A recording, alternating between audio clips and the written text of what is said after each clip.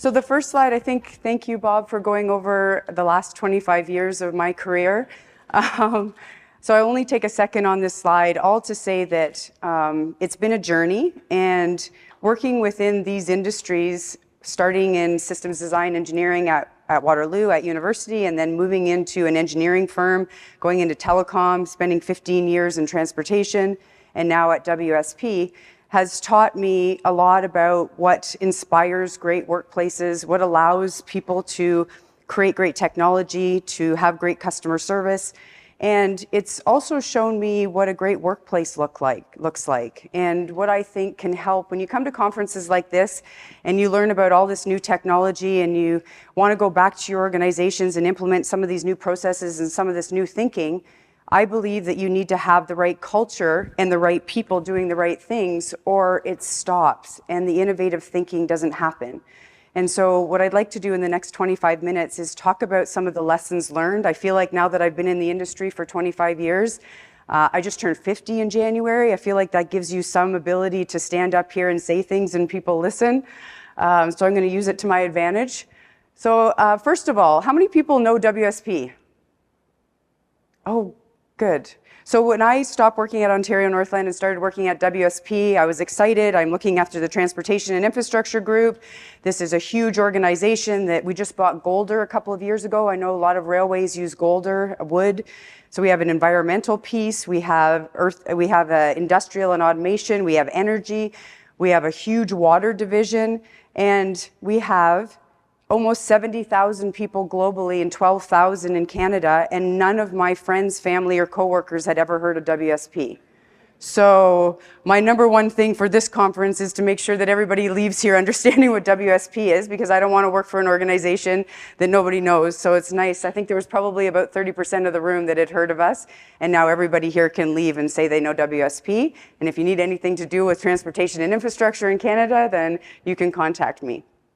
So let's get to the presentation talking about change. So this isn't a new thing, right? Here's a quote from Charles Darwin. It's not the strongest of species who survive, nor the most intelligent, but the ones the most responsive to change, right? And inherently in railways, we aren't responsive to change, which is really interesting because all these railways started around the turn of the century, and they were innovative, and they created great economies, and the technology was advanced. And somewhere along the line, they stopped really changing, right? Until recently, there was old technology.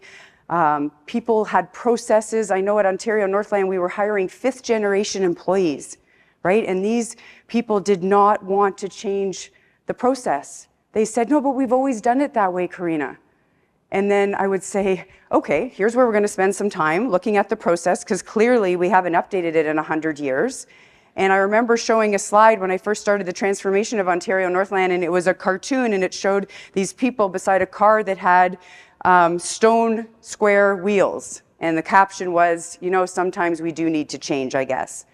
And that was the start of how we started to transform, is looking at changing the culture from this is the way we've always done it to change is always the way we do it, right? That continuous improvement mindset. And so when we think about that, what I've seen work in my time transforming Ontario Northland, and now I'm using it in the team at WSP, is there's an ecosystem that allows for this inspirational environment that provides for a mindset of change. And when you look at it, everybody in your groups, in your organizations, there's 3 components of any change system. And it's people, right, who's doing it, and then it's process, how we're doing it, and then it's technology, what we're doing it with. And all those things work together, and they can either be stagnant and probably progress you to the end of your organization, or they can be inspiring, and there can be great leadership that inspires a culture that has an ecosystem that says we do want to change. Every time we go to work, we're going to tweak our process to make it a little bit better.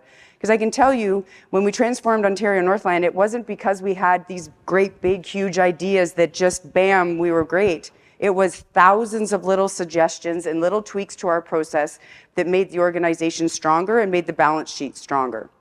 So I want to spend some time talking about what it is to create this leadership and culture. So let me ask, show of hands, we have 2 leadership styles. And I'll tell you, the one in the right-hand bottom corner is the one that many of us, I think, over the career are used to seeing in a railway. The command and control, the do as I say, not as I do, the standing up and saying, I'm the VP, so I want you to do this, right? Not roll up your sleeves and get with the team, figure out what makes them tick, do it together. How many have worked in a place where leadership is a title and it's command and control? Nobody? Everybody. Okay, good. We're all awake. So what I call that is borrowed authority, right? People don't get behind visions. They don't get inspired about change if it's about a title. What they do is, if you are in an environment where there's an inspirational leader that influences you, that you want to follow no matter where they are in the org chart, it doesn't matter what your title is or where you fit. It's about the fact that you respect one another and you lead through a community, right? You respect one another. And that's the type of leadership that needs to be in place to impact real change. Those are the people you really want to work for. And I've worked for both of these types of leaders. And I'll tell you, I love to go to work no matter what, but when I'm working for an inspirational, influential leader, I go above and beyond. I look for ways that I can tweak things and make things better so that my job's better and other people's jobs are better. So when we have that type of leadership, that's one thing. But let's spend some time talking about culture. This is where people fall short because they don't think it matters, right? We go to all these technical conferences, we talk about ways that we can improve things, then we go back to our organizations, and some organizations are good at change, and some of them, the change just dies. Why does it die? So when you look at an iceberg, you'll see 10% of the iceberg is above the water. It's all the things that you can see, right? It's the policies on the wall, it's the collective agreement, it's the rules, it's the wonderful vision and mission that the CEO stands up and goes, look at the vision, look at the values, we respect people, we empower people, all these great adjectives that are up on the wall. The problem is, and then where it falls short is, what actually is going on in the organization is underneath the water, the 90% of the iceberg. These are values. These are the way people actually do things. This is the fact that somebody's worked with somebody else for 30 years and they had a fight 10 years ago and now they don't talk to each other, so some process isn't working. It's those little things, and hundreds of them, that matter, right? It's the way we actually get work done. And if you're going to inspire your organization to implement technology and also to think innovatively, to be safe in their environment, to have creative ideas, you need to get under the water. You need to figure out how things are actually done. And when I was at Ontario Northland and now today, you go out there, you go to the track, you go to the shop floor, you go out in the environment where people are doing the work and you ask the questions. How is the work getting done? What things can we tweak? And I'll tell you that, 95% of the answers are at that level of the people that are doing the work. And if you don't engage them, then you're missing out on a whole bunch of success that you could have if you engage under the water. So that's the big C culture that I call it. And I can't tell you how many times I've done a leadership talk or been involved with a company and they don't think this matters at all, right? They don't talk about it. It's uncomfortable to talk about sometimes. And I have to bring in the gender balance slide. So this is a good room for it, I would say. So let's be real here for a second. In railways, and when I started at Ontario Northland, there was probably about 8 to 10% women. And here's the problem, is when you want to talk about under the hood and under the water and feelings, women are really good. They're caregivers, they're natural relationship builders, they're detailed, they're authentic. And before everybody goes running out the door, I'm not saying that men don't have all these qualities as well. I'm saying that people have different qualities, and it's really important to have different perspectives and different qualities around the table. And they'll naturally bring these things to the table, which if we talk about the last slide, we talk about feelings, sometimes that's not top of mind for some people, especially in railways, right? When I started at Ontario Northland, I think it was about 3 weeks in, I went down to the shop floor to talk to everybody about some of the things that we were going to be doing. And One of the gentlemen, right, it was probably 98% women down in the shops. Most of them had been for 30 to 35 years, and I heard some grumbling in the back of the town hall.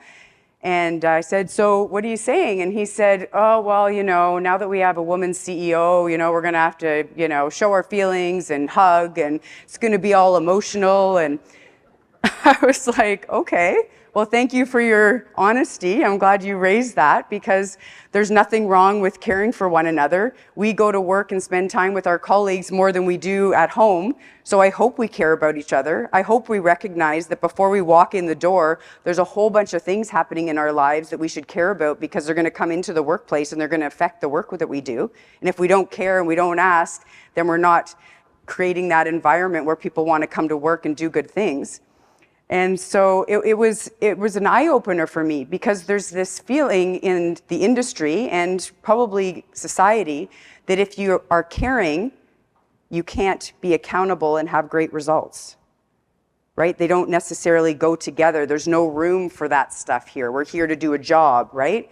And I'm here to tell you that they go together, and without the caring, kindness piece in the workplace, you won't achieve the success that you can achieve on the results side.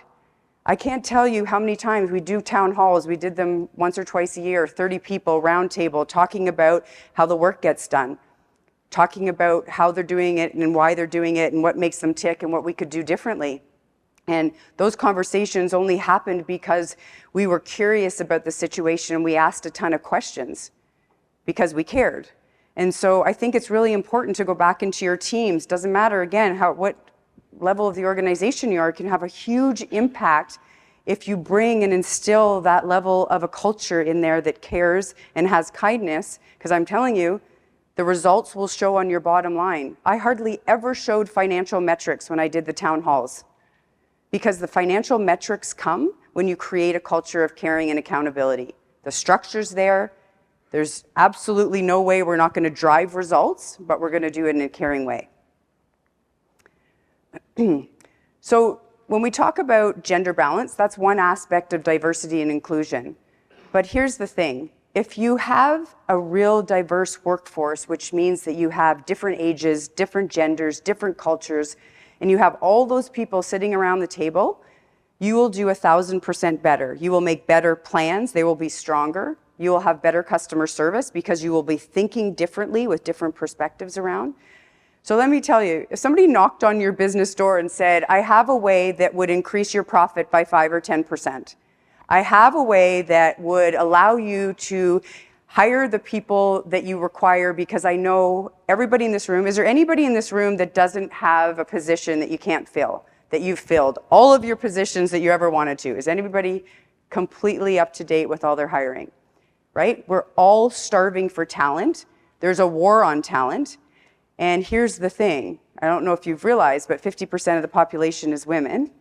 So if we can tap into and make a culture that embraces that and embraces different thinking, we're going to attract great people. And it leads to bottom line impact, more revenue, more profit, greater enhanced safety stats. Why? Because people around the table are saying, wait a second, when I go and do that task, this is how it's done. This is the impact it has on me. What if we do this? It gets away from that group think. And that's inherent in railways. I saw it when I started at Ontario Northland. We see it at all the railways. We see it across the industry, right? Everybody gets in a room. We all agree with each other. We all think we're great. We pat each other on the back. We leave the meeting. Everything's awesome. But we didn't get to the nitty-gritty. We didn't get below the surface to figure out how we could actually make things better, because we didn't have perspectives around the table. And I'm saying, when we had some new kids come in and they were just out of college or university, and then we had the old guys, I would call them, in the shop that have been there for 35 years, if you can get those two people to talk together about what they each know, the new technology, the new perspective on how transportation can work, with the way and the learnings and the wisdom that these people that have been there for 35 years have, and you can bring those worlds together, it's insane the impact that you have in the workplace. It translates into bottom line impact.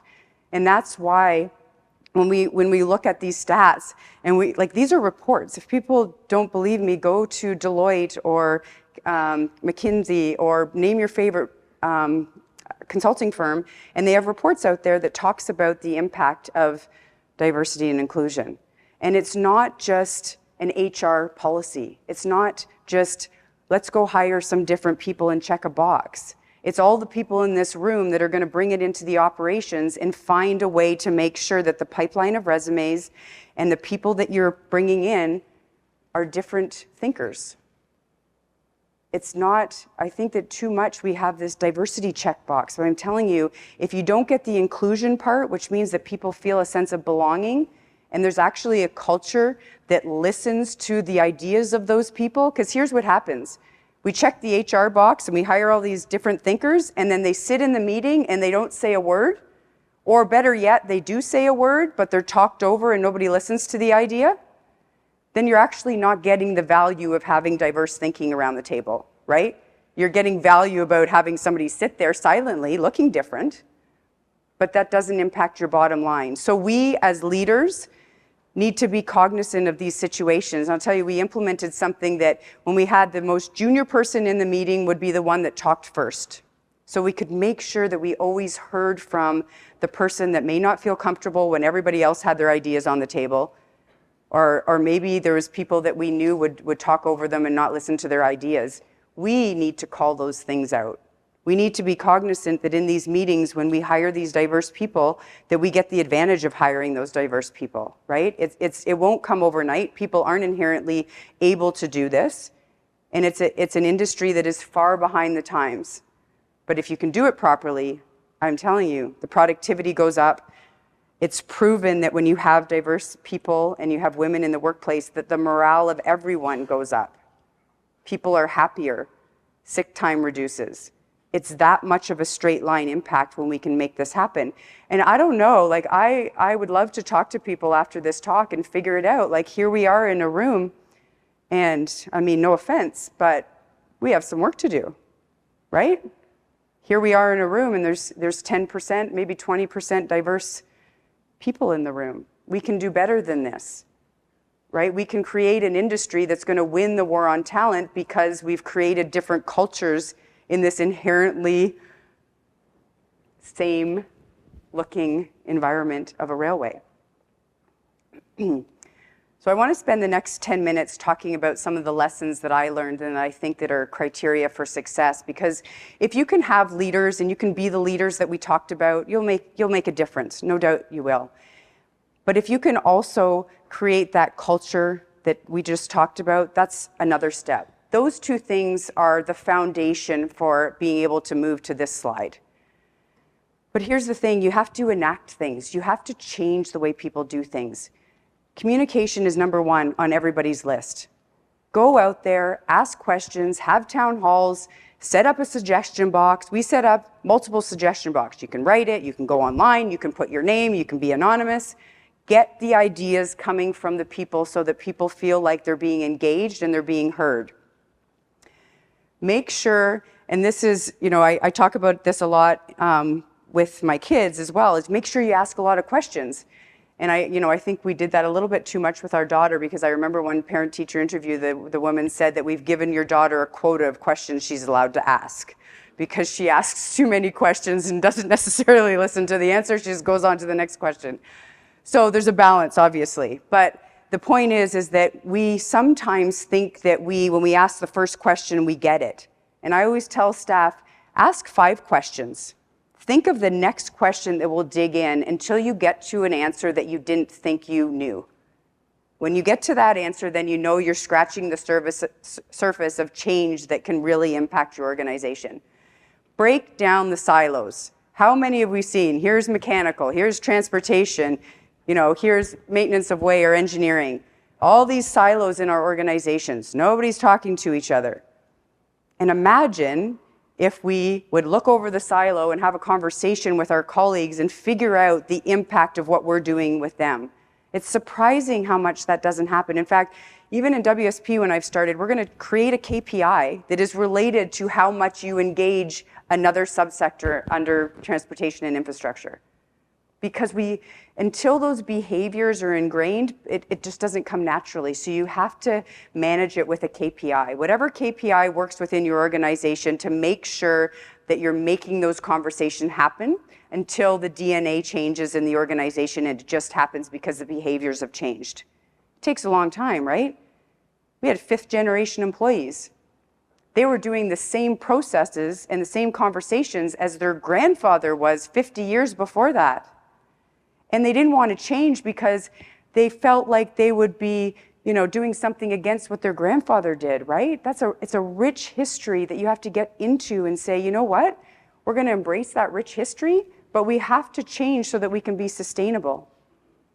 So you have to break into those silos and really break them down so that you can really understand the impact. The other part of communication is a clear vision. And not just a vision that sits on the wall, a vision that people can understand head to heart. People who have a connection between their head and their heart do better work. So if you can connect the why of the strategy and really be honest with what the railway's doing, and the nice part about this industry is it's probably the most impactful industry that I've ever been a part of, right? Like, we impact communities, we impact the economy, we impact almost every way of life. We saw it during COVID. We kept running the economy. That's what we did.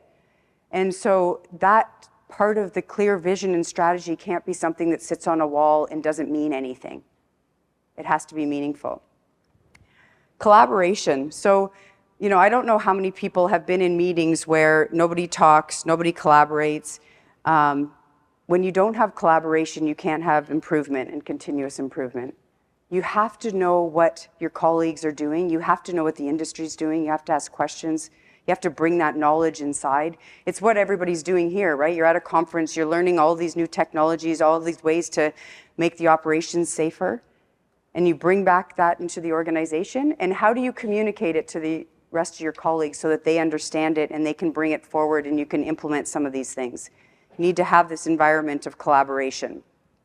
I'm going to skip down to inclusivity, and I know we just talked about it a little bit, but I want to talk about I don't really like the term, but it's called microaggressions.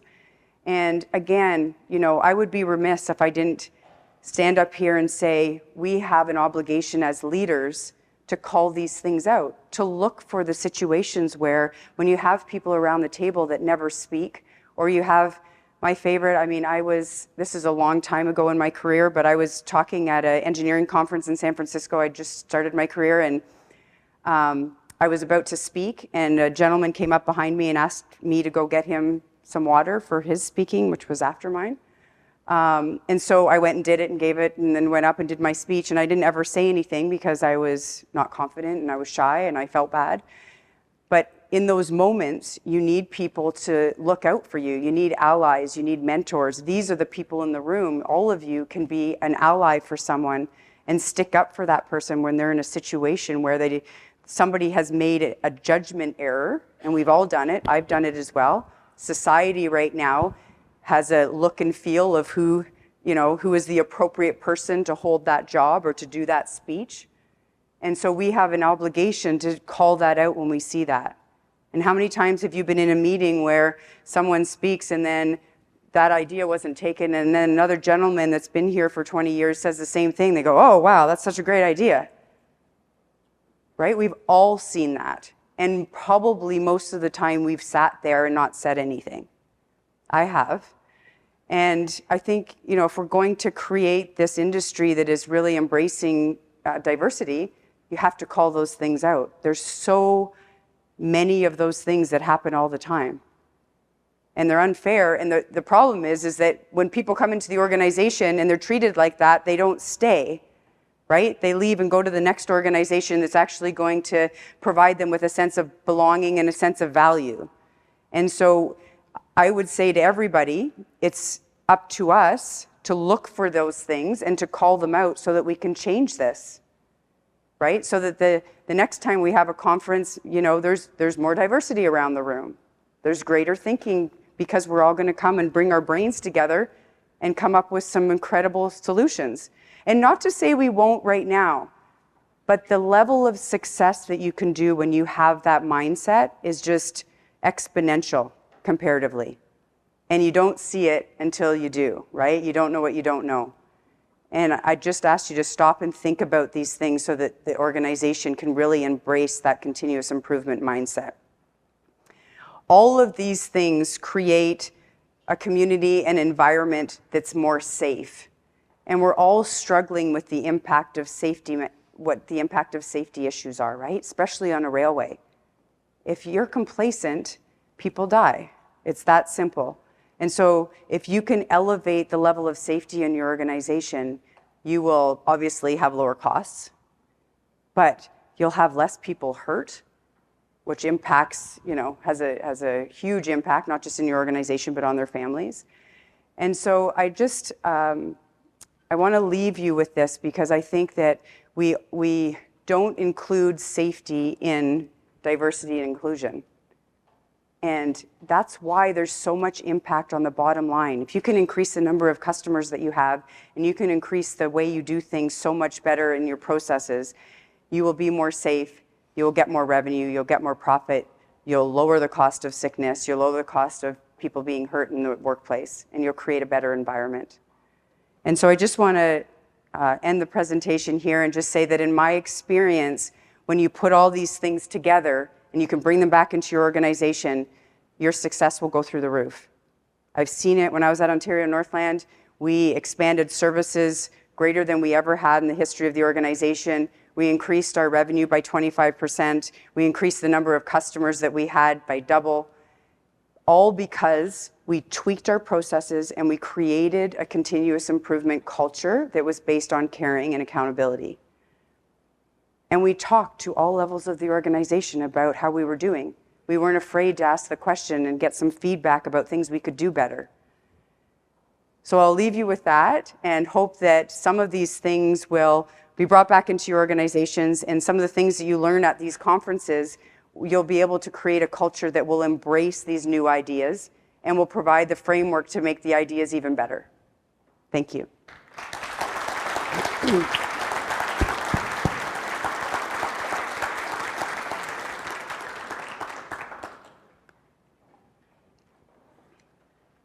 Gordon and I used to talk about how we could bring more young people into this conference, and I look out there now and they're all young people. So all you needed to do is get older. Yeah, that helps. But one of the things that we talked about when we were talking about this presentation was the fact that we have so much knowledge leaving the industry. Mm-hmm. So much technology coming into the industry, and the generation that is most facile with the technology are those that are coming in the industry who don't have the railway experience. Right. So talk a little bit about that, as how we manage that as an industry in bringing the young people in, the technology savvy people, yep, and getting them comfortable with the industry, and also getting the people, the old heads, comfortable with the people who have all the skills. Yeah, it's not easy. The amount of times I heard people in the shop or out on the line saying, "Oh, that young pump, he doesn't know anything, and he's not going to be able to, provide me any value, and I'm not going to listen to him." And vice versa, where the young kids would come in and go, "What does this old guy know? Like, I know so much more than him." And so it wasn't actually until probably a year or two into our transformation, where we've created the environment of bringing people together and having these conversations, that we actually had magic happen, right? I remember one time I walked down to the shop floor, and an old guy, probably my age, but he had his arm around one of these people from university, and they had come up with a solution that the process that he had been doing for 30 years, literally 35 years, was automated because of the knowledge of this young kid who had just come out of college. And they were so happy, and they were proud to stand up in front of the shop, which, would never have implemented technology. I remember the union saying, "We're not doing that, Corina. You can't make us. And if you do, then we need whatever amount of increase in pay."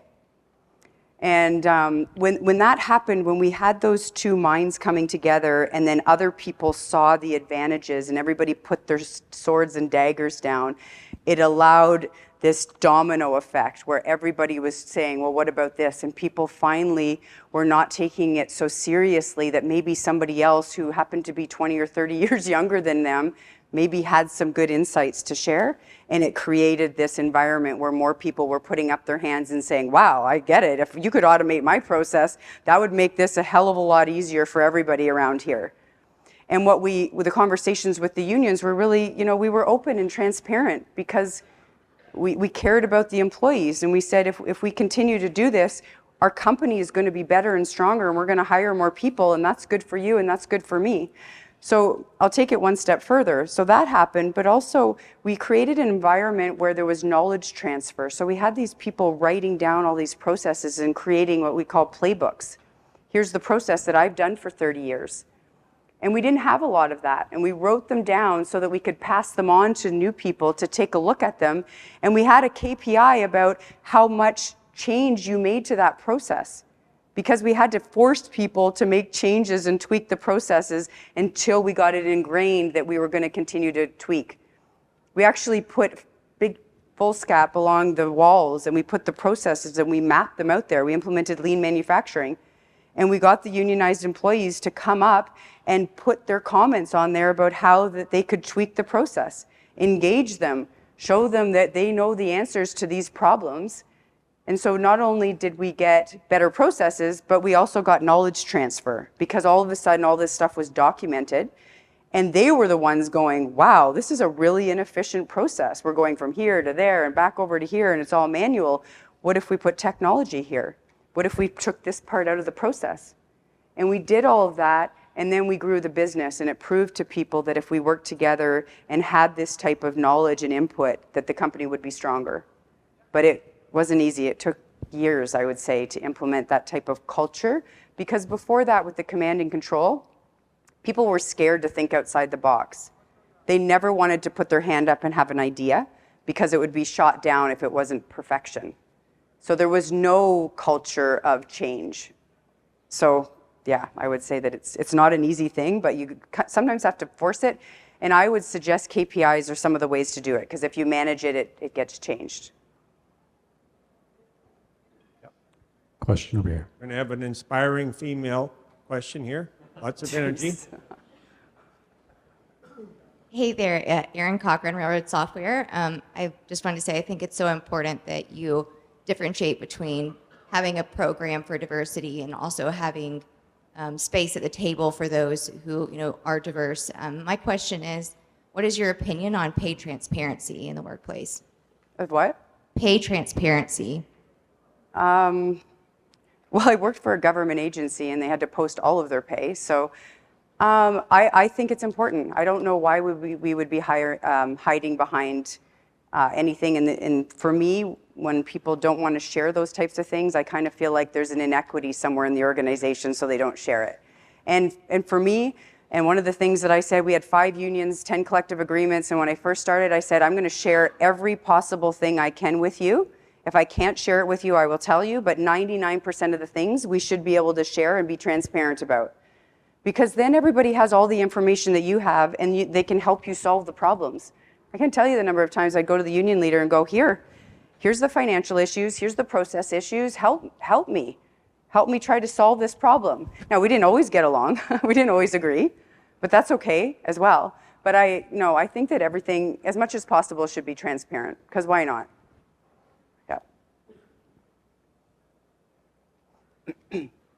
Question here. Brad Kirchhoff. I'll identify myself from where this question, where this comment comes, and that's Conrail and Norfolk Southern. Your presentation reminded me of an employee survey that Conrail did early on, and this is before employee surveys became a thing. Late 80s. And a lot of people took the survey. We had a very high response rate. And I remember when the HR person came to our town hall to give the results, he said, I've got good news. And these were line workers, first level supervision, middle level management.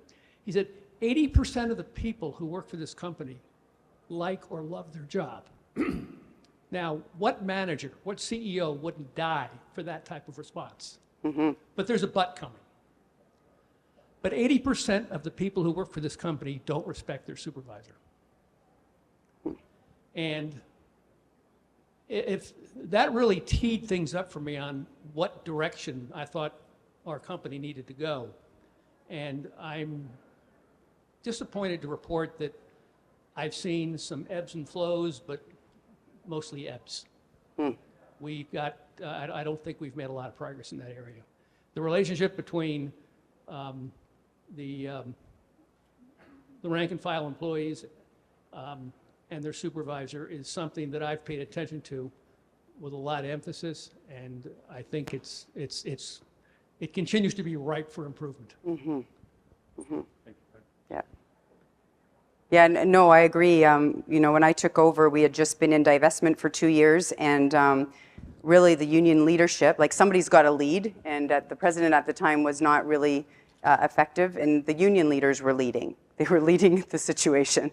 And so we needed to take a step back and hold people accountable in a caring way, though. Like to your point, there was a lot of disrespect happening and not treating people nicely. And there was a lot of people on the management side, too, that were getting away with treating people terribly. And they needed to be held accountable so that we could also hold the unionized employees to be accountable to treat people fairly and respectfully.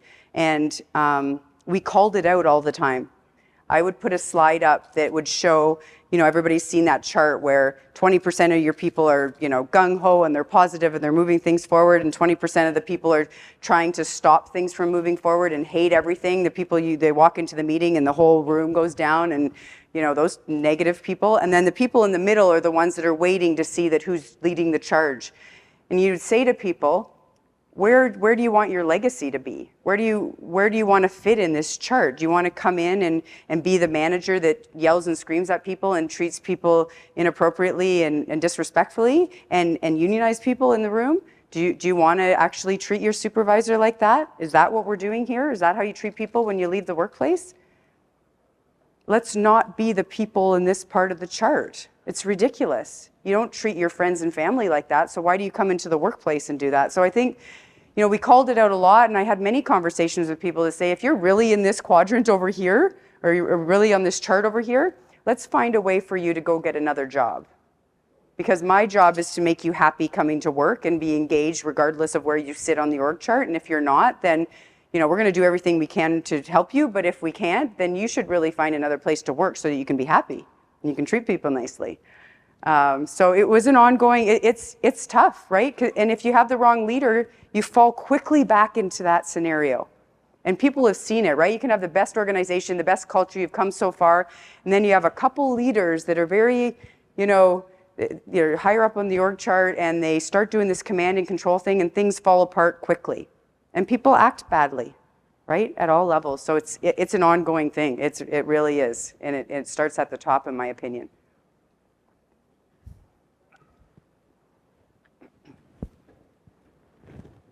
Corina, Mark Montoya, Union Pacific Railroad. Very good presentation. So I have both a comment and then maybe a suggestion from you. So I currently employ several, I guess I'd call them boots on the ground, agreement professional employees that really do the labor work as it relates to track maintenance. And I think there's a really big conformity bias, or maybe a sense of traditionalism that comes from years and years of maintenance work, from Gandy dancing and all the terms we use to today your track labor position. Recently, I've been promoting bringing women into the workplace, younger generational folks into the workplace, and we're still plagued with very well seasoned employees that are used to the way it's always been. One of the notes I took from your presentation is really under the safety aspect is safe to be your own unique person. It's not necessarily my leadership that is not providing that safe space. It's the fear that my rough and traditional 30-plus year veteran has this persona of this is what a track labor looks like, which is really going to silo that individual from having that voice. They're just going to sit there and be quiet. You touched on some of that. So that's a real thing happening in my workforce right now. I guess what I would ask is, what is any best practices or anything that we can do to help kind of break those silos from the traditionalism or the conformity that's taken place, just in whether I'm there or not, just in being with your colleagues and your peers. Yeah, we saw the same thing, and it's not always people's fault, right? They have a comfort of how it used to be, and then my favorite is, well, when I was young, I was treated like that, so now it's my turn. Like, wow, what kind of logic is that? Seems like, but there's two things that I would say to that, the way that we approach that. One is, there's always going to be a social leader in those groups, and sometimes it's the person you're talking about that is acting inappropriately, but lots of times there's a social leader that isn't that person, and they have a way of actually leading the group that isn't related to the person who's the supervisor on the org chart. And I would go to them, because we'd spend a lot of time together with the people that are doing the work, because those are the people that, in my opinion, have the answers, and create a relationship. And I'd go to that person and I'd go, this is what I see is happening here. Can you keep an eye on this for me? Can you? Because if you nudge the person that's treating that person inappropriately or siloing them, you're going to have a whole lot more impact than I am going over there and talking to this person, right? We can write them up. What are we going to write up? Like, you didn't treat them nicely. Like, it's a tough conversation. Like, it's hard to know what to say in those conversations. But so that has worked, because a colleague holding a colleague accountable, especially one that is from the same tenure, has a weird way of really working. And the other thing that I've done is, if I have a good relationship with that person and I know they're acting inappropriately, I've many times went, and stood beside them or put my arm around them and go, you know what? Do you really want this to be how you treat somebody else? What if this were your daughter? What if this were somebody that you really cared for? Do you think that you would treat them that way? Can you just step back and say, is this the type of person and this is the type of legacy that I want to leave in this organization? Because usually it's the older generation, right? Because they're used to that, right? I've heard people say, well, when she's around, we can't swear, and I've always swore. I'm like, oh my God, get over it. Like, swear, don't swear. You know what? Guess what? Women have also swore. Okay, and they also don't get crushed when they hear a swear word. So I think you got to get to the bottom of what the issues are, but I've approached it both ways. One is going directly to that person if I have that kind of a relationship. And sometimes you can go in on their ego. Like, what are we doing here? You're alienating somebody so that you can feel better? Is that what's happening right now? Is that okay with you? Is that how you treat your family or your friends? Or that social leader. And those social leaders, in this example and many others, if you can find the people on the org chart that may not have the title, but have the influence, like that slide, amazing things can happen. Because those people talking to their colleagues, they can change so much more than you ever can. And that's how you can get the message out as well. Thank you. Yeah. I want to hog a bit of time here before we quit for lunch, because Corina is someone I was very fortunate to meet back around 2017 when she was being awarded the Railroad Woman of the Year in the magazines. And I remember going to the CARS event in I think it was in Toronto or Montreal with Brandon. And we said, yeah, we see this Railway Age magazine, and there's this lady on the magazine. She's a Railway Woman of the Year. I wonder if she would want to come to the conference and speak. And I thought, we'll never have a chance of that happening. And so I was nervously going over to approach her with Brandon. I said, what do you think our chances are? Well, anyways, to make a long story short, if we go back 29 years to when I had a vision for this conference, what Corina says is exactly what I wanted to achieve. And it's not to do with technology. It has to do with life. It doesn't matter if we're talking about railways. I mean, think about it. She could be talking about, how we should work in the world, like together. So silos was a big thing. I have a little slide presentation at the end of today referencing my 50 years in the railway career. And it has just been such an incredible honor to have a relationship with Corina. After she spoke at our conference in 2018, I can't tell you the comments were unbelievable that came to me after that, or to a number of us. And she is, I can't put a description on it. She is an inspiring and empowering bringing people together. The silo thing is exactly what I thought of 30 years ago, that we need to figure out a way. We don't have a shortage of data. We don't have a shortage of technology. We have a shortage of what we're talking about here, how to work together. If we don't fix that, doesn't matter how much technology we have.